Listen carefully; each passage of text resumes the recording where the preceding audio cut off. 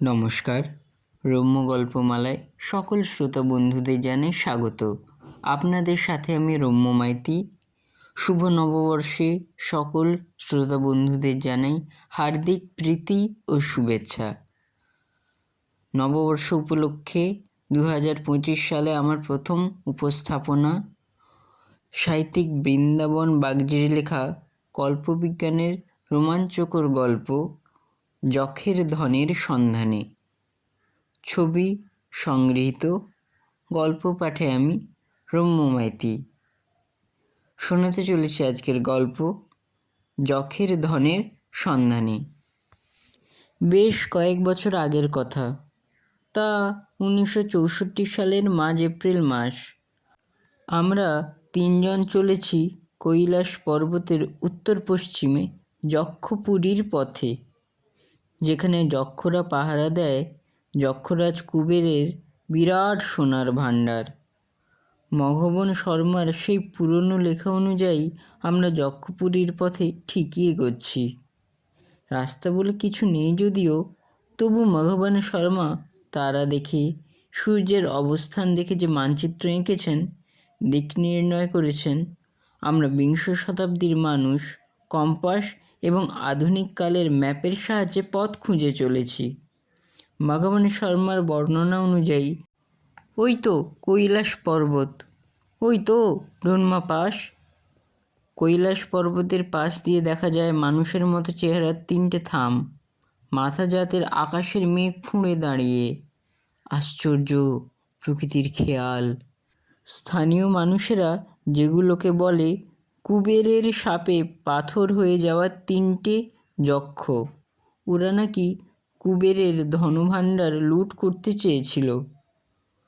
সে কথা থাক, অনেকবার পথ হারিয়ে আবার খুঁজে নিয়ে আমাদের মনে হচ্ছে মঘবন শর্মার বিবরণের সঙ্গে মিলিয়ে ঠিক জায়গাতেই পৌঁছে গেছি। নিচে ছবির মতো দেখা যাচ্ছে গৌরীকুণ্ড, মঘবনের লেখাতেও অবিকল তাই। তবে তো ঠিকই এসেছি, কিন্তু সে হ্রদ কই? নেই যে এমন নয়, আছে একটা বিরাট পাথরের মতো, গামলার মতো নিরেট পাথরের গহ্বর, অন্তত 100 ফিট ব্যাস আর 30 ফিট গভীরতা। পাড়ে তলায় এতটুকু ফাঁক নেই। একটা সুন্দর জলাধারের মতো, কিন্তু শুকনো, স্রেফ শুকনো, খটখটে। আমরা 3 অভিযাত্রী হতাশ হয়ে পাথরের ওপর বসে পড়লাম। জোরে বাতাস বইছে, ঠান্ডা হাওয়ায় আমাদের পিঠে ঝোলানো গ্যাস মুখোশ আর প্লাস্টিকের বোতলগুলো দুলে উঠল, যেন আমাদের ঠাট্টা করলো। এখানে কেন এসেছি, কী দেখবার জন্য, জানতে সবারই কৌতূহল হচ্ছে নিশ্চয়। কথাটা বলে নিই তাহলে। আমার বন্ধু সোমেশ্বর পাণ্ডের বাড়ি বারাণসীতে। ওর বাড়িতে গিয়েছিলাম এক ধর্মীয় অনুষ্ঠান দেখতে। ওর বাবা ত্রম্বকেশ্বর পণ্ডিত ছিলেন মস্ত সংস্কৃতের পণ্ডিত, আবার ধর্ম কর্ম খুব করেন। আমি এ যুগের মানুষ হয়েও সংস্কৃত চর্চা করি, আয়ুর্বেদের বহু বিষয় নিয়ে গবেষণা করি শুনে খুব আনন্দিত হলেন। ওর বাড়িতে 5 দিন থাকলাম। আলমারি ভর্তি কত যে প্রাচীন পুঁথি, তার আর শেষ নেই। হঠাৎ উনি একদিন আমাকে একখানা পুঁথি দিলেন, বললেন, এই যে পুঁথিটা দেখছো, এটা কি লেখা আছে আমি পড়তে পারছি না। তুমি তো প্রাচীন লিপি নিয়ে গবেষণা করো, দেখো তো কিছু উদ্ধার করতে পারো কি না। পুঁথিটা মনে হলো পাতলা চামড়ার উপর লেখা, দুদিকে পাতলা কাঠের মলাট সুতো দিয়ে জড়ানো, ভেতরে 2খানা মাত্র পৃষ্ঠা, কি যেন কালো রঙের কালি দিয়ে লেখা। রাত্রিতে চেষ্টা করে অনেকটা উদ্ধার করলাম। পরে পণ্ডিতজিকে বললাম, আমি এটা নিয়ে যাই, দেখি। আমার এক বন্ধু আছেন, প্রাচীন লিপি উদ্ধারের জন্য তার খ্যাতি আছে, তার কাছে নিয়ে যাই। ব্যাপারটা খুবই চমকপ্রদ মনে হচ্ছে। পণ্ডিতজি সম্মতি দিলেন। কলকাতায় এসে আমার বন্ধু অগ্নিবেশ সরস্বতীর কাছে গেলাম। তারপর দুজনে মিলে অনেক চেষ্টা করে সম্পূর্ণ লেখাটা পাঠ্যোদ্ধার করলাম। সংস্কৃত ভাষায় তার সংক্ষিপ্ত অনুবাদ এই দাঁড়ায়: আমি মকবন শর্মা এই লিপি লিখছি। আজ 560 শকাব্দের মাঘ মাসের শুক্ল ত্রয়োদশী, সূর্য মকর রাশিতে। আমি এই লিপি লিখে যাচ্ছি ভবিষ্যতে কোনো কৌতূহলী ভ্রমণকারীর জন্য। দেবতাত্মা হিমালয়ের গুহায় আমার ভ্রমণের অভ্যাস। হিমালয়ের এত স্থানে আমি বেরিয়েছি যে কোনো গৃহী বোধহয় এ পর্যন্ত এত জায়গায় যান নাই। গত বৎসর গিয়েছিলাম কৈলাস শিখর পরিক্রমার জন্য। কৈলাস শিখর ছেড়ে আরও এগিয়ে গিয়ে এক গ্রামে বিশ্রামের জন্য বসেছি। সূর্য পশ্চিম আকাশে হেলে পড়েছে, অনেক দূর পর্যন্ত পরিষ্কার দেখা যাচ্ছে। হঠাৎ অনেক দূরে পাহাড় পর্বতে দূরত্ব বুঝবার তো উপায় নাই। দেখলাম একটা কোনো বিশেষ জায়গা থেকে ছায়া ছায়া মূর্তি সব উপরে উঠে যাচ্ছে অপরূপ ভঙ্গিমায়, যেন আকাশ সমুদ্রে হাত পায়ের ভঙ্গি করে সাঁতার দিচ্ছে। আবার কোনোটা মুহূর্তে রূপ বদলে বিরাট সাপ বা জীবজন্তুর আকার ধারণ করছে। একটু উপরে উঠে তাদের রং বদলে যাচ্ছে, আগুনের মতো রং, লাল রং, নীল রং। তারপর যেন কৈলাসের আড়ালে হারিয়ে যাচ্ছে। অবাক হয়ে দেখলাম। ওই গাঁয়ের মানুষদের জিজ্ঞাসা করতে তারা বলল যে এমন দৃশ্য তারা মাঝে মাঝে দেখে, তবে বুড়োদের কাছে শুনেছে ওখানে যক্ষপুরী আছে। যক্ষতের রাজা কুবেরের সোনার ভাণ্ডার ওখানে জমা আছে। যক্ষেরা সব পাহারা দেয়। ওরাই মাঝে মাঝে মহাদেবের পুজো দিতে উঠে আসে, তখন ওদের দেখা যায়। আমি জিজ্ঞাসা করলাম, তোমরা এই কথা জানলে কি করে? কেউ কি গিয়েছিলে সেখানে? এই কথার উত্তরে এক বুড়ো বলল, সে শুনেছে তার ঠাকুরদার কাছে। তার ঠাকুরদার আমলে ওই গাঁয়ের 10 জন খুব সাহসী লোক একবার ভেবেছিল যে ওখানে গিয়ে যক্ষদের পুজো দিয়ে সন্তুষ্ট করে কিছু সোনা আনতে পারলে ওদের গাঁয়ের দুরবস্থা ঘুচে যাবে। তুমি জানোই, রাস্তা থাকুক বা না থাকুক, আমরা পাহাড়ের লোক, আমাদের কাছে ওসব কিছুই না। কাজেই ওরা সাহস করে এগিয়েছিল। সঙ্গে 1 মাসের মতো খাবার নিয়েছিল।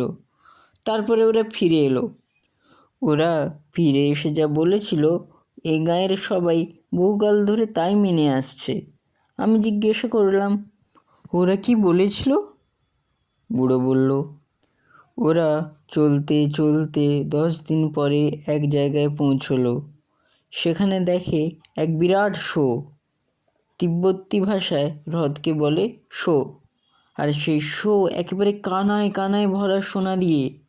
মনে হয় কেউ যেন অনেক অনেক সোনা গলিয়ে এনে ওই শোতে ঢেলেছে। ওরা তো একেবারে হতবাক। তারপর ভাবলো কি করে খানিকটা সোনা কেটে তোলা যায়। একে খাড়া পাহাড়ের পাড়, হ্রদে নামা তো মুশকিল, আর সোনা কাটবেই বা কী দিয়ে? এইসব ভাবনা চিন্তা করছে। এরই মধ্যে সূর্য অনেকটা উপরে উঠে গেল। ওরা অবাক হয়ে দেখল, যেই সূর্য উপরে উঠল অমনি সব সোনা রূপো হয়ে গেল। ওরা তখন খুব ভয় পেয়ে গেল। ভাবলো ওরা কুবেরের সোনা চুরি করতে এসেছে। তাই কুবের ওদের মনের পাপ টের পেয়ে সব সোনাকে রূপো করে দিল। ওরা তখন ভাবলো এইবার পুজো দেওয়া যাক। কিন্তু পুজো দেওয়ার আগেই যক্ষরা উঠতে আরম্ভ করলো। ধোঁয়ার মতো ওদের গায়ের রং মুহূর্তে মুহূর্তে বদলায়। সঙ্গে সঙ্গে ওদের মাথা ঘুরতে লাগলো, গা বমি বমি করতে লাগলো। এইসব চিন্তা কেমন গুলিয়ে আসতে লাগলো। আর ওদের সোনা নেওয়া হলো না। প্রাণ ভয়ে ওরা বাড়ির দিকে ভিড়ল। কিন্তু রাস্তাতেই 2 জন বমি করতে করতে মরে গেল। আর যারা ফিরে এলো কয়েকদিনের মধ্যেই মুখে ঘা হয়ে ও শরীর শুকিয়ে অরুচি হয়ে তারাও মারা গেল। মরবার আগে বলে গেল, কেউ যেন আর লোভ করে কুবেরের সোনা আনতে না যায়। যক্ষের হাত থেকে রেহাই পাওয়া মুশকিল। মঘবন শর্মা লিখেছেন, সমস্ত কথা মন দিয়ে শুনলাম। রসশাস্ত্র আমার ভালো জানা আছে। রসশাস্ত্র বর্তমান দিনে যাকে কেমিস্ট্রি বলা হয়। মনে মনে ভাবলাম, তবে কি ওই হ্রদে তরল পারদের সঞ্চয় আছে? ওদের কথা শুনলে তাই তো মনে হয়। তরল পারদের উপরে সূর্যের লাল আলো পড়াতে এটা সোনার রং নিয়েছিল, পরে সূর্যের উপরে ওঠাতে আবার নিজের রং প্রকাশ পেয়েছে। পারদ উদ্বায়ী। আমরা ঊর্ধ্বপাতন প্রক্রিয়াতে হিঙ্গুল থেকে পারদ বের করে নিই। সূর্যের তাপে পারদ চড়ে বাতাসে মিশছিল। ওরা যা অসুখের কথা বলল সবই তো পারদের বিষক্রিয়ার লক্ষণ। তাহলে ওখানে নিশ্চয় পারদের হ্রদ আছে। দেশে ফিরে এলাম। পরের বছর আমি, প্রসেনজিৎ আর কৃতবর্মা 3 বন্ধু মিলে পারদ সংগ্রহের জন্য যাত্রা করলাম। ধাতু পাত্রে পারদ রাখা যায় না, তাই চামড়ার থলি নিলাম পারদ আনতে।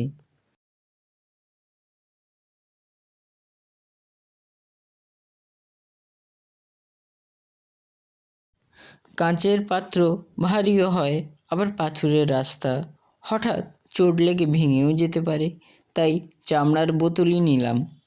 রাস্তার অনেকটাই জানা ছিল। তারপর যেটুকু বাকি ছিল, হিমালয় ভ্রমণে অভ্যস্ত আমি, আমার পক্ষে খুব বেশি অসুবিধা হলো না। যখনই বুঝলাম যে হ্রদের কাছাকাছি এসে গেছি, তখনই 3 জনে সারা গায়ে ইঙ্গুতে তেল মেখে নিলাম। আর পারদের বিষবাষ্প এড়াবার জন্য নাকে মুখে খুব সূক্ষ্ম কার্পাস বস্ত্র বাঁধলাম। আয়ুর্বেদ শাস্ত্রে বলে, পারদ ঊর্ধ্বপাতন প্রক্রিয়ার সময় বা মকরধ্বজ তৈরির সময় এইভাবে পারদ বাষ্প থেকে আত্মরক্ষা করবে। তাছাড়া কাঁচা সুপুরি চিবিয়ে থুতু ফেলতে থাকলে দাঁতের মাড়িতে ঘাও হয় না। সব সাবধানতা অবলম্বন করে হ্রদের ধারে পৌঁছলাম। আমরা যা ভেবেছিলাম তাই ঠিক। রোদ পড়ে পারদের হ্রদ এমন ঝকঝক করছে যে চাওয়াও যায় না সেদিকে। আর হ্রদের উপরে যেন বাতাসের মধ্যে নানা জন্তু মানুষ কিলবিল করে ভাসছে। সূর্যের 7 রং ওইসব বাষ্পের জন্তু জানোয়ারের দেহের রং মুহূর্তে মুহূর্তে বদলে দিচ্ছে। দেখতে খুবই সুন্দর, বিস্ময়কর আর ভীতিপ্রদও বটে। কিন্তু আমি তো সব রহস্যই জানি। ওরা যদিও যক্ষের কথাই ভেবেছিল, কিন্তু আমরা তো তা ভাববো না। আমরা পাথরের টুকরো বেঁধে চামড়ার বোতলগুলো পারদের হ্রদে ডুবিয়ে দিয়ে আবার দড়ি টেনে টেনে বোতল ভর্তি করলাম। তারপরে ফিরলাম। দেখি আমাদের বোঝা বেশ ভারী হয়ে উঠেছে। পারদের ওজন আয়তন অনুপাতে খুব বেশি তো, পথে খানিকটা ফেলে দিতে হলো। ইচ্ছে রইল পরের বছর বেশি মানুষ নিয়ে এসে বেশি করে নিয়ে যাব। এইভাবে আমরা পারদের ব্যবসা করে বেশ ধনী হয়ে উঠব। দেশে ফিরে এলাম, কিন্তু আমাদের সাবধানতায় কিছু ত্রুটি ছিল। আমরা হ্রদের কাছে গিয়ে ওইসব প্রক্রিয়া করেছিলাম, কিন্তু মনে হয় পারদের বাষ্প হ্রদের চারপাশে অনেক দূর পর্যন্ত ছড়িয়েছিল আর আমাদের শরীরে ঢুকেছিল। গ্রামবাসীদের মতো না হলেও আমরা সবাই সামান্য মুখে ঘা, দুর্বলতা, অরুচি এইসব হয়ে কাতর হয়ে পড়লাম। মনে হচ্ছে আর হয়তো ওখানে যাবার মতো শক্তি হবে না। তাই এই ভেড়ার চামড়ার উপরেই কৃষ্ণ অভ্রের চূর্ণ হীরাকস আর বাবলার ছালের কাঠ মিশিয়ে কালি তৈরি করে লিখে রাখলাম। যদি কেউ কোনো দিন এটা পড়ে ওই হ্রদে যাবার প্রেরণা পায়, তার জন্য ওই পথের নিশানাও দিলাম। এরপরে মাঘবন শর্মা পথ নির্দেশ করে দিয়েছিলেন। সবটা উদ্ধার হলে অগ্নিবেশ বলল, এত বড় একটা পারদের হ্রদ, এখন পারদের ব্যবহার যে কত বেড়েছে তার বলে শেষ হয় না। যদি এটা আমরা আবিষ্কার করতে পারি তবে মস্ত বড় কাজ হয়ে যাবে। চলো হিমালয় বিশেষজ্ঞ ভূতাত্ত্বিক অরুণের কাছে যাই, সে কি বলে শুনি। অরুণ সব শুনে বলল, দেখো, মঘবন শর্মা 560 শতাব্দে এ লিপি লিখেছেন। তিনি গিয়েছিলেন 558 শতাব্দে। এখন চলছে 1886 শতাব্দ। মাঝে 1326টা বছর চলে গেছে।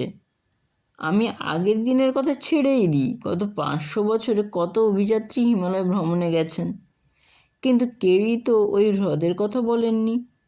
ভগবান শর্মার কাহিনী সত্য হলে কারও কি নজরে পড়তো না? তাছাড়া আশেপাশের ওই সব গ্রামের লোকেদের মধ্যেও হয়তো এই কাহিনী আর কেউ শোনেনি। অগ্নিবেশ বলল, যুক্তির দিক থেকে তোমার কথা ঠিক, কিন্তু ভগবান শর্মা যে রসায়নবিদ ছিলেন এ বিষয়ে তো সন্দেহ নাই, কাজেই তাঁর কথা উড়িয়ে দেওয়া যায় না, এও ঠিক। আমি বললাম, বেশ তো, চলো আমরা না হয় বেরিয়েই পড়ি। মানুষ আকছারি হিমালয় ভ্রমণে যাচ্ছে, আমরাও না হয় ভ্রমণেই যাই। উপরি খরচের মধ্যে 3টে গ্যাস মুখোশ আর প্লাস্টিকের ওভারঅল, আর তো সব হিমালয় ভ্রমণেরই মতো। তাই বেরিয়ে পড়েছিলাম। কিন্তু হায় মায়া, যক্ষের ধন গেল কোথায়? আমরা আসবে জেনে কি যক্ষেরা সব সরিয়ে ফেললো?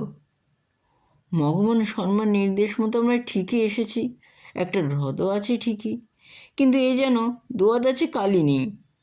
একটা বিরাট পাথরের গামলার মতো জায়গা, এই এত বড় গামলা ভরতে কম করেও কোটি টন পাড়া লেগেছিল, কিন্তু তা গেল কোথায়? ভগবানের কি দেখার ভুল হয়েছিল? না, ভদ্রলোক চামড়ার থলিতে করে পাড়া নিয়ে গিয়েছিলেন লিখেছেন। দেখার ভুল কি করে হয়? ভূতাত্ত্বিক অরুণ এতক্ষণ দূরবীন দিয়ে চারিদিক খুঁটিয়ে খুঁটিয়ে দেখছিল। হঠাৎ চেঁচিয়ে উঠল, দাদার উত্তর পেয়েছি। কি কি পেলে? আমরা পাথরের উপরে বসেছিলাম, লাফিয়ে উঠলাম। অরুণ দূরবীন নামিয়ে বলল, সত্যি এখানে পাড়ার হ্রদ ছিল। ভগবান শর্মা মিথ্যা গল্প ফাঁদেননি, যথার্থ বিজ্ঞানী ছিলেন তিনি। দেখো, 1300-1400 বছর আগে সেই ভুতুড়ে গল্পের মধ্যেও তিনি খাঁটি কথাটা বের করেছিলেন। যাই হোক, এখানে পাড়া ছিল এও ঠিক, আবার নেই এও ঠিক, দুই ঠিক। তাহলে পাড়া গেল কোথায়? অরুণ বিজ্ঞের হাসি হেসে বলল, উবে গেছে। আমরা বললাম, কি কাঁচাখুরি কথা, কোটি টন পাড়া উবে গেল? অরুণ বলল, ঠিক বলছি। আচ্ছা বাগজি, তুমি তো কেমিস্ট্রির মাস্টার, বলো তো কত তাপে পায়রা উবে যায়? আমি বললাম, ঠান্ডা ছাড়া সব তাপেই পারদ উবে যায়, তবে 20 ডিগ্রি সেন্টিগ্রেডে 1 কিউবিক মিটার থেকে বাতাসে থেকে যায় 0.15 গ্রাম, আর 100 ডিগ্রি সেন্টিগ্রেডে যায় 2.5 গ্রাম। এ জায়গায় নিশ্চয় কখনোই 100 ডিগ্রি সেন্টিগ্রেড তাপ হয়নি। পাড়া বাষ্প হয়ে উবে সূর্যের আলোতে নানা আকৃতি ধরত, এটা হতে পারে, কিন্তু এত পরিমাণ পাড়া এত বছর হলেও সবটা উবে গেছে এ কথা বিশ্বাস করা যায় না। অর্ধেকটা যদি থাকতো। অরুণ বলল, তোমাকে বিশ্বাস করতে বলছি না, তুমি এবার বলো, একেবারে উড়িয়ে দিতে কত ডিগ্রি তাপ দরকার?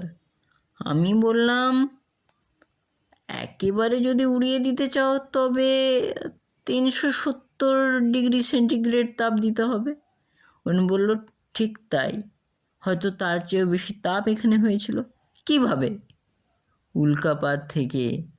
ভগবান শর্মার অভিযানের পর কোনো না কোনো সময়ে এখানে একটা বড় উল্কা পড়েছিল। তার কত তাপ ছিল কে জানে, ওই তাপে গোটা হ্রদের সমস্ত পাড়া উবে গেছে। অগ্নিবেশ বলল, এটা ধরে নেওয়া যেতে পারে, কিন্তু প্রমাণ কি?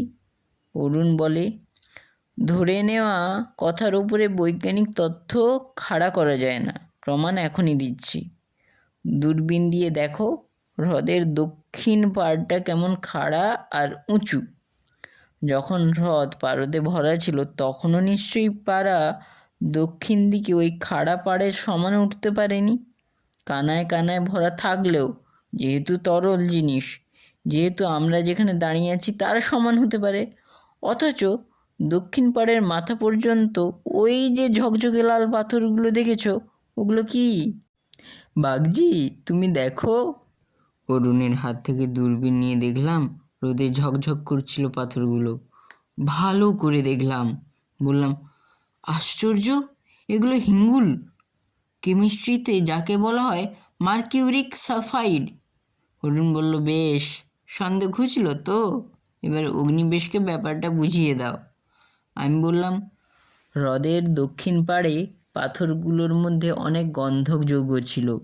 অতিরিক্ত তাপে পাড়া উবে গেছে, সঙ্গে গন্ধকও গলেছে। দুয়ের সংমিশ্রণে মার্কিউরিক সালফাইড হয়েছে। তারপর ঠান্ডা হয়ে ওখানে হিঙ্গুলের ভাণ্ডার হয়ে বসে আছে। তবে এও সবখানি পাড়ার কিছুটা মাত্র। বাকিটা যে কোথায় গেছে তা বলতে পারবো না। অগ্নিবেশ বলল, পারদ তুমি কোথায় গিয়াছ? পারদ বলিল, মহাদেবের পদতলে। সকলে একসঙ্গে হেসে উঠলাম। বললাম, যক্ষের ধন দেখা যায়, ধরতে গেলে বাতাসে মিলায়।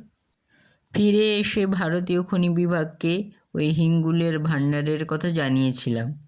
জানি না তারা আমার লেখা দেখে কল্পবিজ্ঞানের গল্প বলে অবিশ্বাস করেছেন কিনা। কেমন লাগলো আজকের এই গল্প? কমেন্ট বক্সে অবশ্যই লিখে জানান। গল্পটি ভালো লাগলে লাইক এবং শেয়ার করতে ভুলবেন না। পরবর্তীকালে নিত্য নতুন নানা স্বাদের গল্প পেতে এখনই আমার চ্যানেলটি সাবস্ক্রাইব করে আমার পাশে থাকুন। ধন্যবাদ।